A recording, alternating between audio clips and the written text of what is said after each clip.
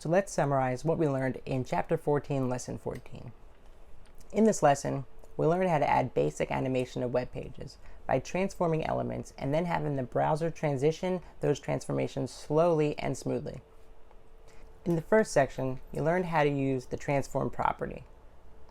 You learned how to rotate an element around an axis with rotate. Then we learned how to make an element larger or smaller with the scale function. With the translate function, we learned that you can move elements from where they would normally be placed, and the skew function showed you how to tilt elements on the horizontal and vertical axes. There are also three-dimensional transformations, and in this lesson we learned how to rotate X, rotate Y, and rotate 3D functions to spin an element around a point in space. We then learned that the scale 3D and scale Z functions resize the element in the 3 dimensions, and translate 3D and translate Z move an element in 3 dimensions. You can't work in 3D without perspective, so we talked about the perspective property as well.